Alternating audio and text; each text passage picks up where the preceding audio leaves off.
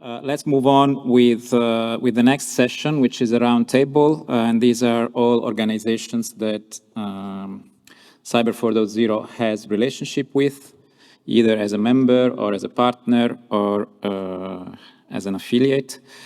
So it's my pleasure to call to the stage Tomas CATALA, General Manager of the Cybersecurity Agency of the region of Catalunya,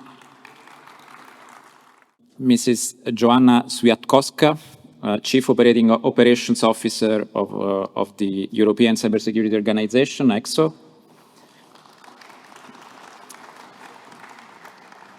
Mrs. Silja-Madi, OSSIP, Policy Officer of the EU Cybernet project, and Mr. Terry Wilson, Global Partnership Director of the Global Cyber Alliance.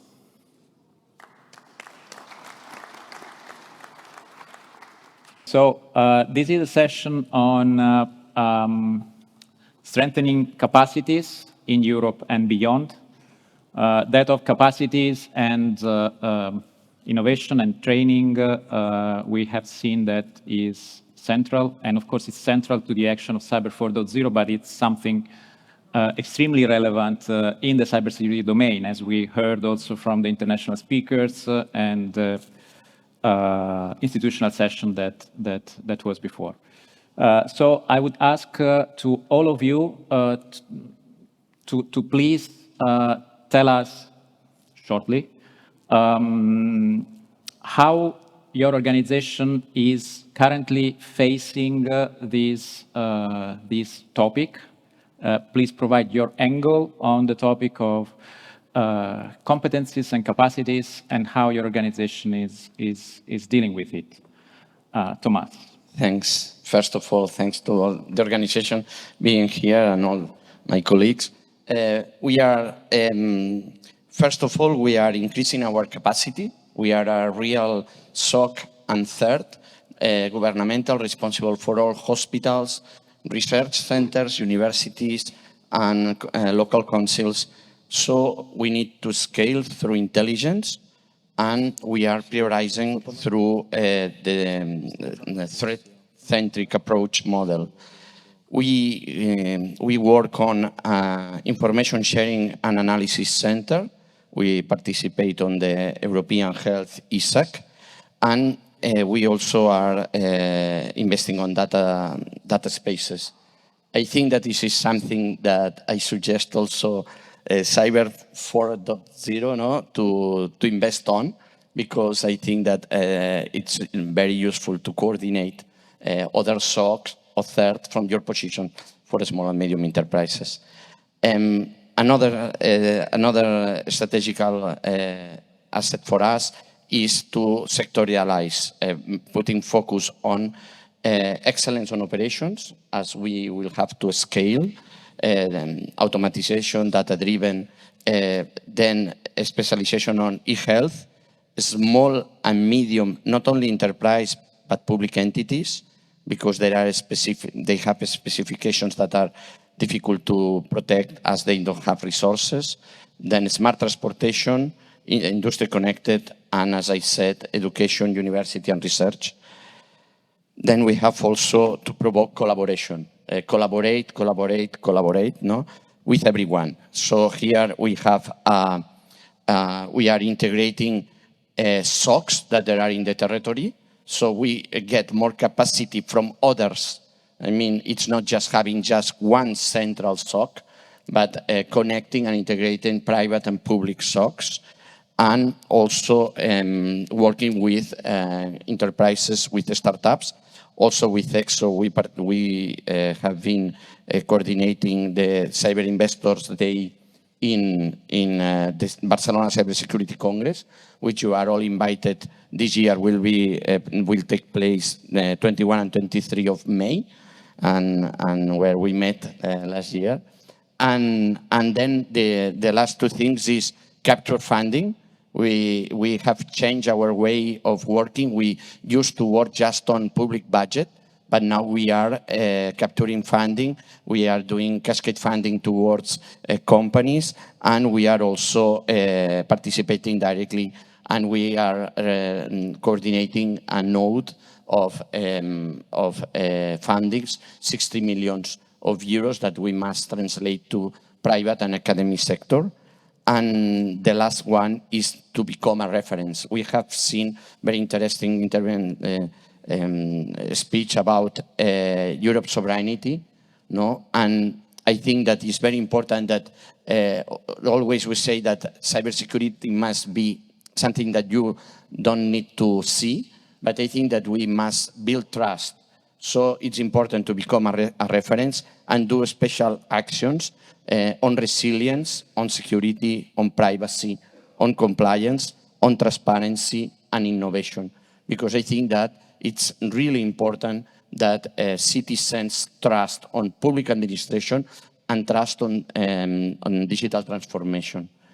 And just, I must beg your pardon because I will have to leave because I'm losing my plane that I have to go. So just thank you for letting me participate first. Hi to everyone, but I have to go. Okay, thanks. Thank you, Tomas. So he highlighted also some action points for Cyber 4.0 that I liked. Creating communities and creating data spaces for example, for small and medium enterprises in a way that information could be shared. And this is something that we will go through also tomorrow.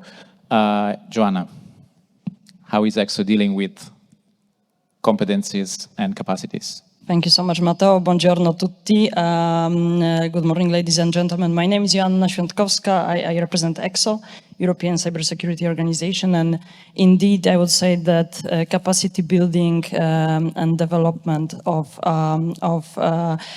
strengths and competencies of different elements of the cybersecurity ecosystem is at the essence of our mission. But before I will say just a few words about what we do, I would like to start with just a few words about who we are.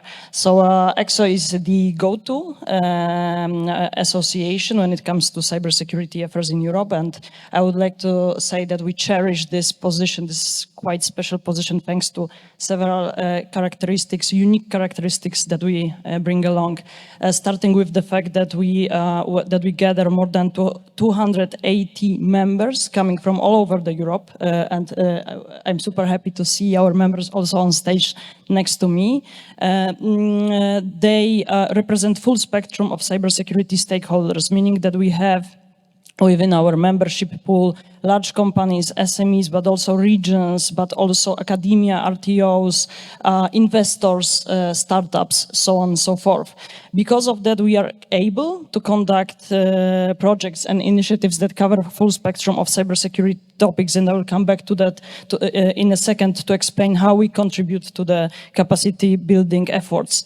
But what is kind of important also to understand about ECSO is the fact that we have private-public cooperation in our DNA, meaning that we were established as a contractual partner to the European Commission. Later on, our nature evolved a little bit. Nevertheless, till today, we have among our members also public administration, including Italian Cybersecurity Agency, and by the way, a lot of other members coming from Italy.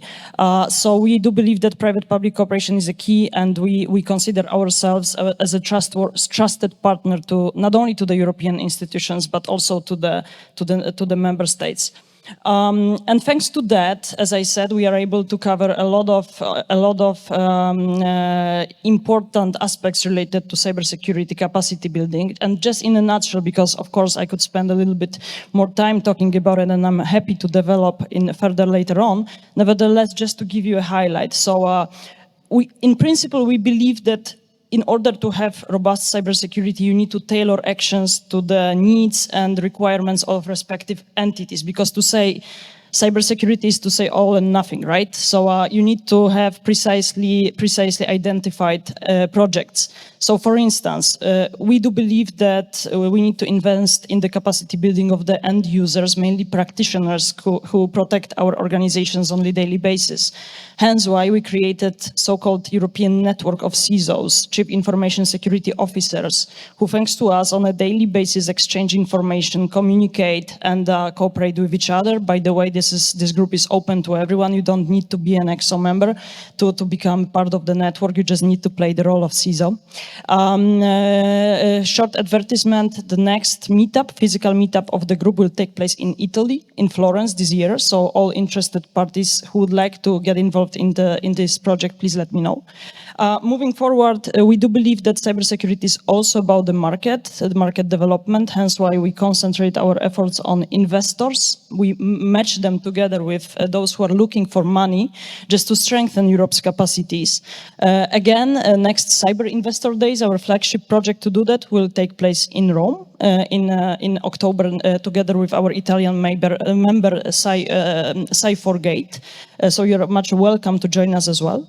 Apart from the market-related activities, we of course concentrate on skills development together with our sister organization, Women for Cyber. We are building a lot of very practical and concrete, as Matteo, you like to underline projects. We are building academy with the courses and the references to educational offering across Europe. We are building HR community across Europe to strengthen those who are looking for talents and contribute to the retainment of those. So we are focusing on very practical elements to strengthen skills. Finally, research and development. We help our members to share and pool their resources and successfully also apply for the European funding through the brokerage and info days, events that for us serve to our members to bring them together and facilitate consortium building activities. So these are only a couple of examples, and I will finish with something that I'm pretty sure we will have time to develop if needed. ECSO last year won, together with 12 other partners, also from Italy, won a call for tender announced by the European Commission to support European Cybersecurity Competence Center and national coordination centers in developing cybersecurity communities across Europe. So we are leading this consortium, supporting activities of those friendly new established institutions to conduct their activities. And I'm also happy to continue on that if there will be a need. So that's in the nutshell. Thanks. Thank you. Quite a big bucket of inputs and interesting activities that connotate themselves for being practical and to the point, which is what we need. Silja, what is Cybernet and how are you dealing with competencies and capacities? Thank you, Matteo. Thank you, Matteo, and thank you for inviting us in this event and giving EU Cybernet the opportunity to speak to the Italian ecosystem. I'm pretty sure many of you haven't heard about EU Cybernet, and that's completely fine. I'm here to tell you about it. So EU Cybernet is a European Union funded initiative that started in 2019 and is managed by the Service for Foreign Policy Instruments, which is a body under the European Commission. Now, as for the implementation, that's done now by the Estonian Information System Authority. So I work in that authority and our team is implementing that. But on the other hand, all the direction we get is from the European Commission, so we are really fulfilling their mission in that sense. So what does EU Cybernet do? We are a capacity building network in the long version. And I would say we have two major hats on. So on the one hand, we are an implementer of various missions globally. So EU Cybernet's role is really to boost capacities, not just in the EU, but globally. We organize trainings, missions, workshops for governments and beneficiaries around the world. And generally, those requests come straight from the countries. I really like what you said, that all the trainings and capacity building should happen based on the actual requirements. So generally, I'm happy to say that EU Cybernet does its activities based on what the countries themselves are asking for. So we generally do a very tailor-made trainings for the governments around the world. And we fulfill that with the different communities in the EU, which I will be telling you about now. So on the one hand, we are an implementer ourselves, we do the missions, but on the other hand, we also have a coordinative role in external cyber capacity building activities of the EU. So EU, as you might know, is the world's biggest development cooperation donor.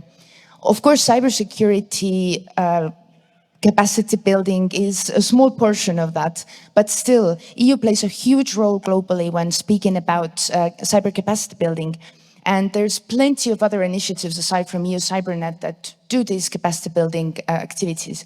So our role is to bring those different players together. So they might be different projects that are funded by the European Union. They might be projects funded by the member states. They might be different stakeholders, national cyber authorities, ministries, etc. So we have this big group of stakeholders where actually all of the colleagues here on the stage are also a part of. And these stakeholders can either be the ones who already do cyber capacity building globally, they might be wishing to do that, or they're already sort of planning for it. So we are a good sort of central place where these different stakeholders can come together, share practices, share lessons learned, so that in general the EU would be doing better in the cyber capacity building sphere. And on the other hand, how we do it is not just by our team. We are a 7-person team in EU Cybernet, but we do have a pool of cybersecurity experts of 300 people around us. So EU Cybernet, one of the main initial goals was to pool the cybersecurity expertise in the European Union to better activate the expertise and to better fulfill missions globally. I mean, in that sense, we are, you know, that everybody's talking about the lack of cybersecurity experts in Europe. Then, of course, we're facing that too, but what's different for us is that those experts who are in our expert pool don't have to be there full time, meaning that they are usually employed for short-term missions from a couple of days to maybe a couple of weeks' time, and they can do so aside from their normal everyday business. So this is how we create or boost the capacities, and it's also very useful for those experts themselves who get these opportunities when delivering trainings abroad. And even though I mentioned and I talked quite a lot about the capacity building outside of the EU, then we do work a lot with the European Union experts who help us out for these missions. We do sort of train-the-trainer activities. So every month we have a club event, that's what we call it, where we tackle a certain cybersecurity-related issue each time. We have a couple of speakers and we have a nice discussion within the community. We've covered topics such as the NIS2 directive, artificial intelligence, cyber crisis communication. So plenty of different topics, and we've been running this event for 2 years already, so on a monthly basis. We also do a summer school for our experts. So one, for instance, coming up in August on the topic of designing tabletop exercises. So for instance, tabletop exercises are very common requests from third countries to really help them boost their cyber capabilities. And what we've just seen so far is that we are really lacking the experts who are good in fulfilling or actually delivering these tabletop exercises. So we're thinking of doing a boost on that this summer with our community's experts. And one thing I'd still like to mention as well is that EU Cybernet was mandated to create the Cybersecurity Competence Center in the Latin American Caribbean region. So since last year, we launched a center in Santo Domingo in the Dominican Republic. It's currently a fully EU-funded center. And due to having that center there, many of our activities have been going towards that region, even though we do have a global mandate. So we are quite active in the region.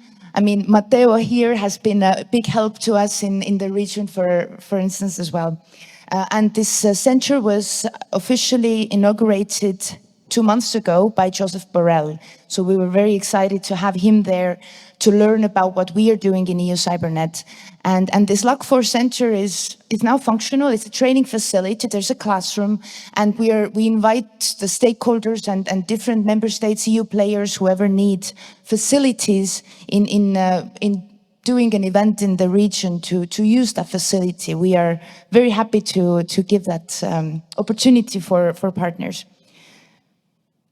And last, I just wanted to come back to the 4 C's that Matteo mentioned earlier, and I think it was a very good sort of intro to what we're discussing here also in the panel today, because all those 4 C's are really what we do on a daily basis as well, and I think probably everybody here too, yeah, we'll take that message on, and that's it from me for now, and then we'll continue after.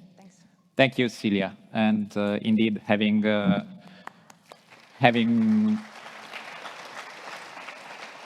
witnessed third person the effectiveness of these activities, I can only encourage to join this network of experts that reinforce capacities with each other and also from time to time can provide assistance to third countries. Terry, what's your take on capacities and competencies from the Global Cyber Alliance perspective? First of all, thank you, Matteo, for the invitation to be here today. As you said, we're a member of EU Cybernet and a partner of Cyber 4.0, so it's a privilege to be here today. Just very briefly, if I can introduce myself. We've heard a lot today about the threats and the threat actors and the risks that from cybercrime. I spent over 30 years in law enforcement, and from 2009 I was head of the national remit in the UK, and I designed, created and implemented the UK's policing response to cybercrime. And that gave me access to intelligence and the mindset of criminal groups and also sort of state-sponsored attacks. During that time, you've already mentioned collaboration. It is absolutely vital, working with the financial sector largely. We made over 500 arrests in a 4-year period globally, and we had 1.01 billion financial harm reduction to the UK, independently assessed by the London School of Economics. So the power of collaboration, of working together, of bringing sectors together, of working with law enforcement.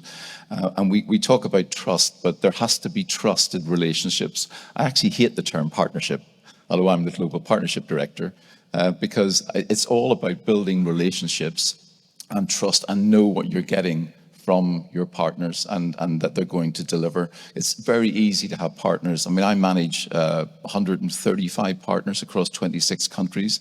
And for me, it's all about that engagement and delivering on your partner's mission, as well as them delivering on our mission.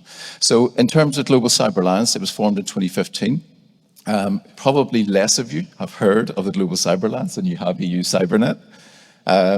It was formed by the District Attorney of Manhattan in New York, the Centre for Internet Security and the City of London Police. And ironically, our seed funding was the International Proceeds of Crime. We exist in order to create and equip communities to enable themselves, to protect themselves and build a more trustworthy internet for all. Now, what does that actually mean? We have 2 programs of work. Now, we've heard a lot today about working with the end user.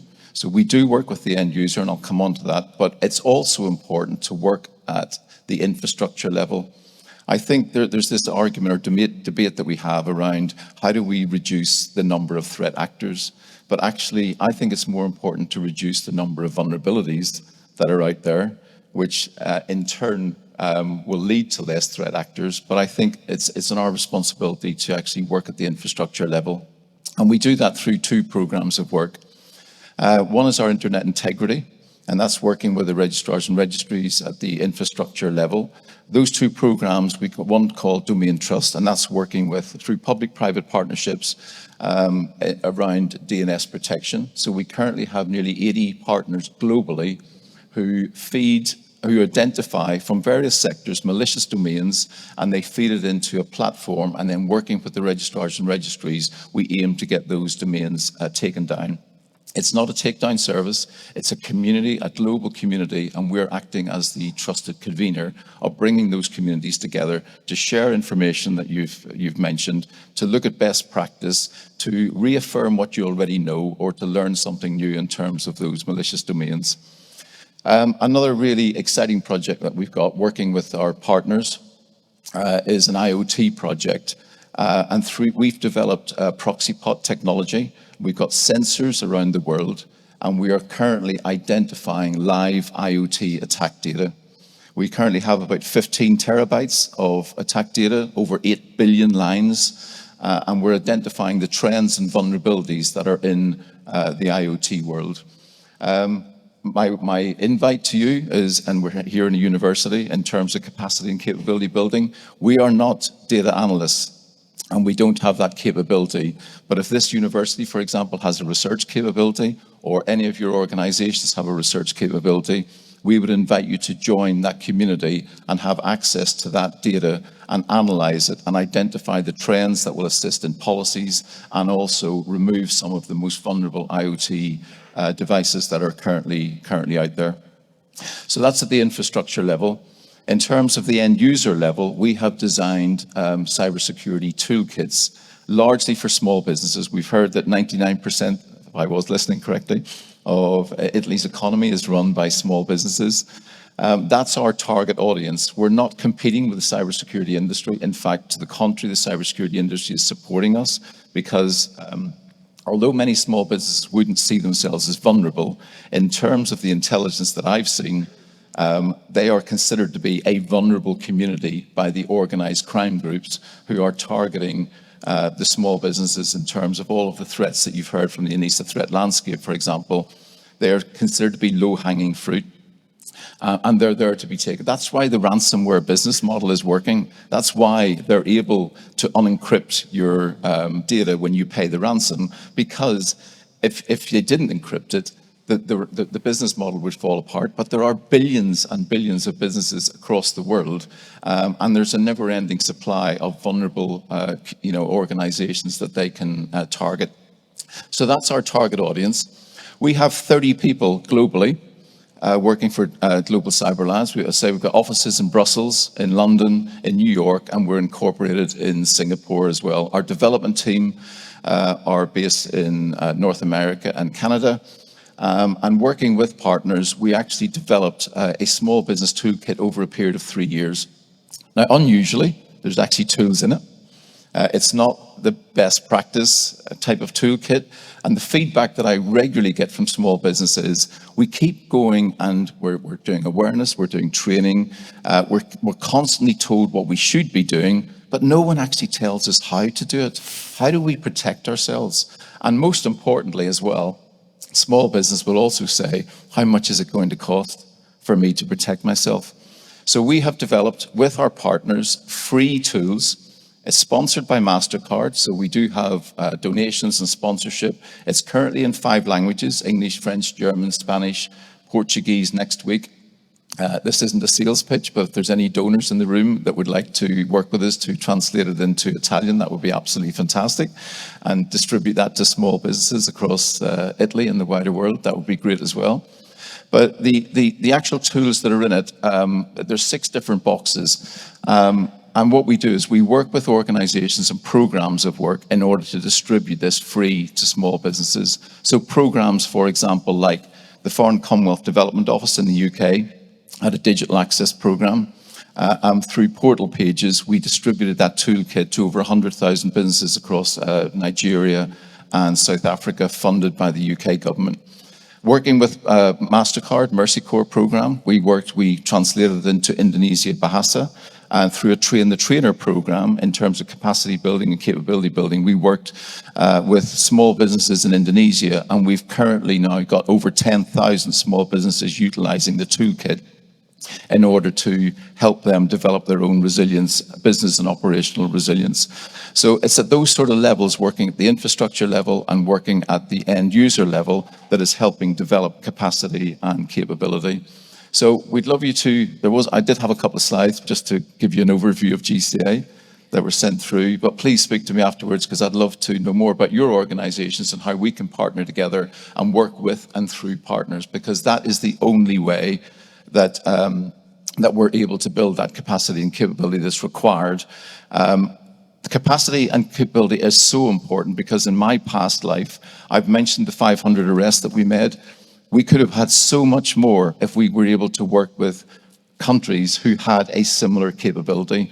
And as the saying goes, you're only as strong as your weakest link. And if there are organizations in your supply chain, other countries that don't have the same sort of capabilities that you do, it's in all of our interest to raise that level of capacity and capability to work together. Otherwise, as I say, we're only as strong as our weakest link. Thank you, Terry. Very interesting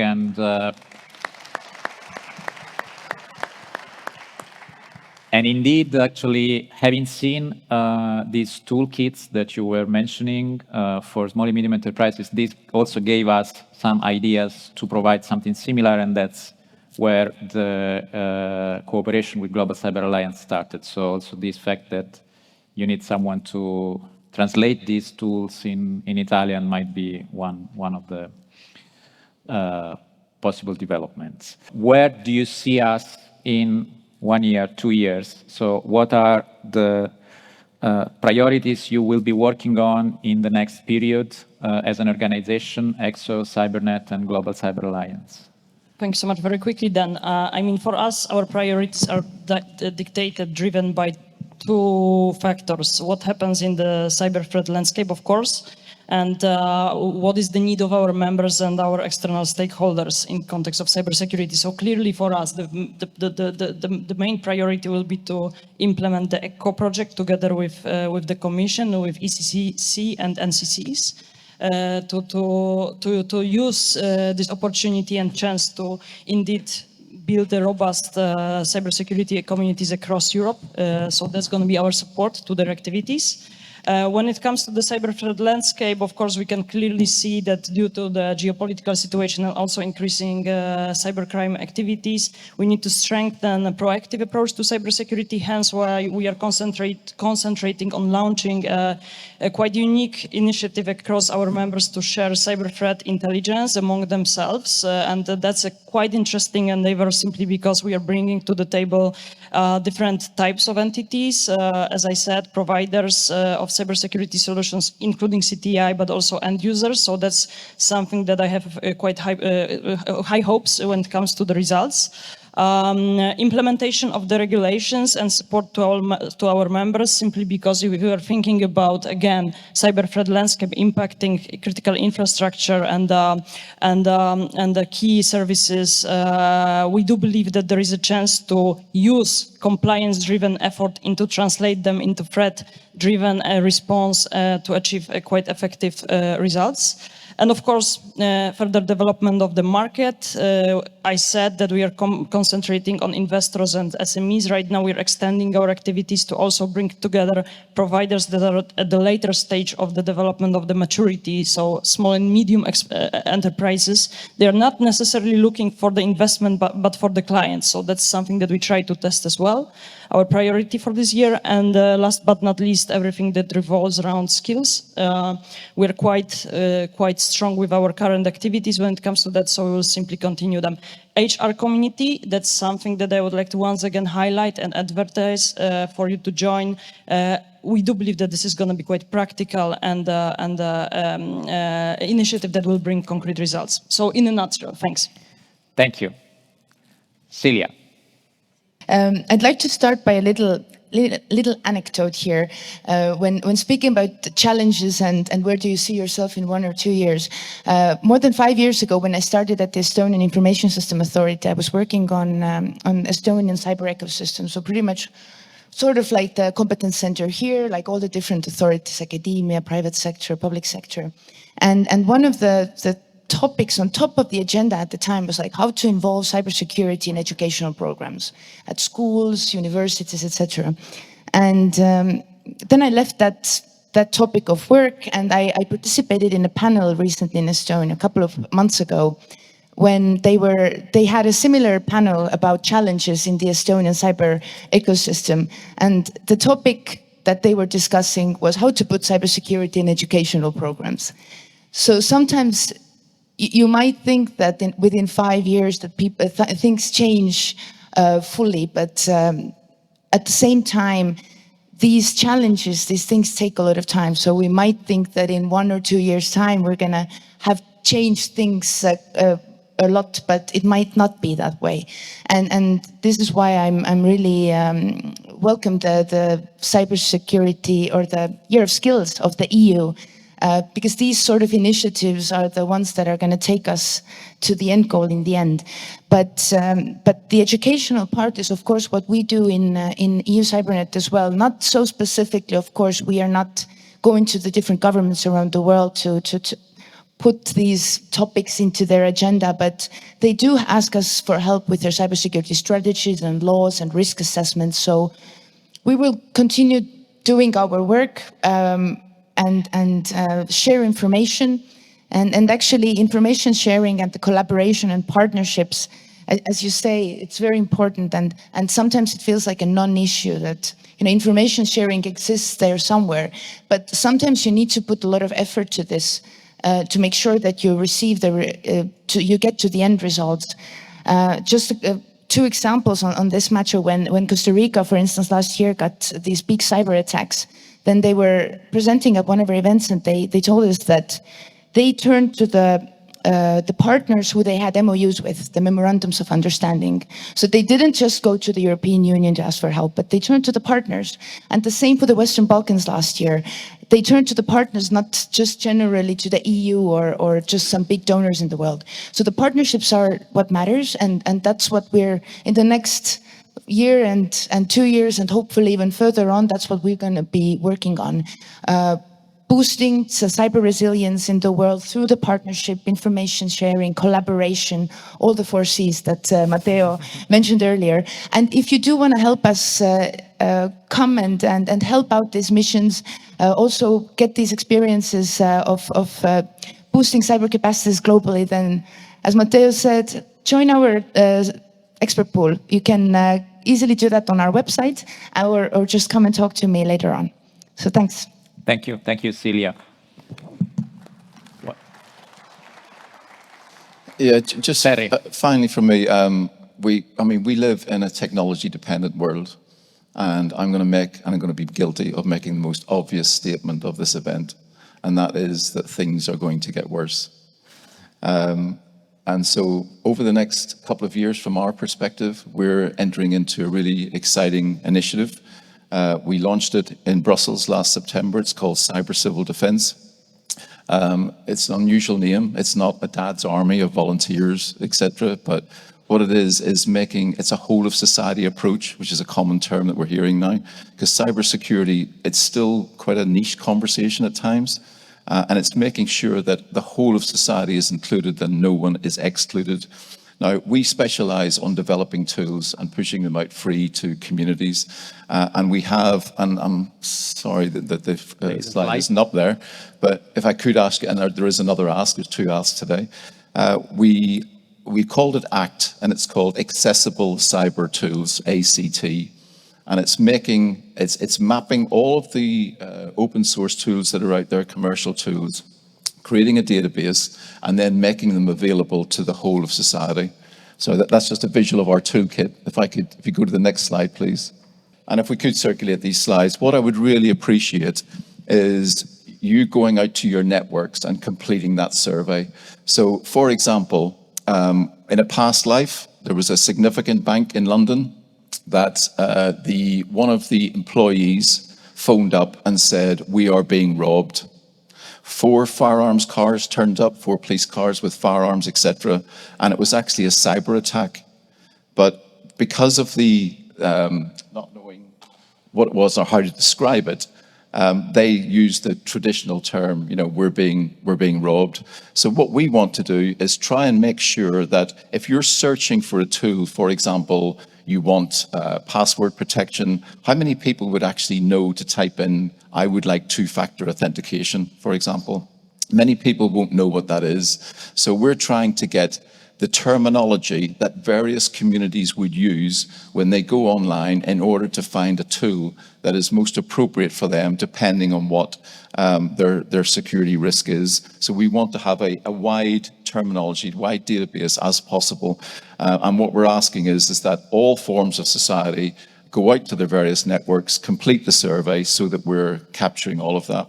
Now, so what it is, it's a coalition of various entities coming together in order to have that whole of society approach. It's not something that we're running. We're leading on the globalization of the tools aspect. We've got the Aspen, are leading on the skills and resources. And it's funded by, some of you may have heard of Craigslist. So Craig Newmark Philanthropies, he's put $100 million of his own money into supporting this initiative, largely for the protection of US citizens, but we're scaling it globally.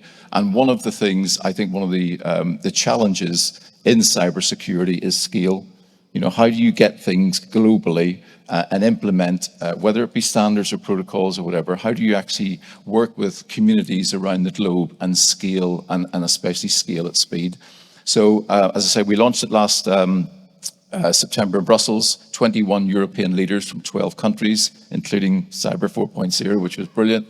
And we're looking to develop that over the next 2 years in order to raise that capacity and capability across sectors and make sure that cybersecurity is available to everyone and not just those that have big cybersecurity budgets.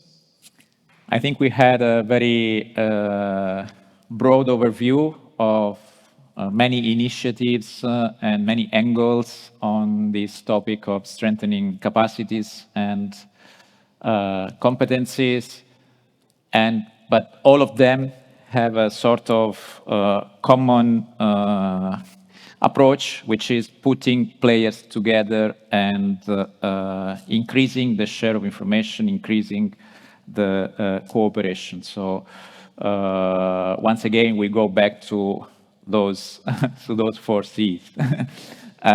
Thank you, everyone. Thank you. Thank you very much.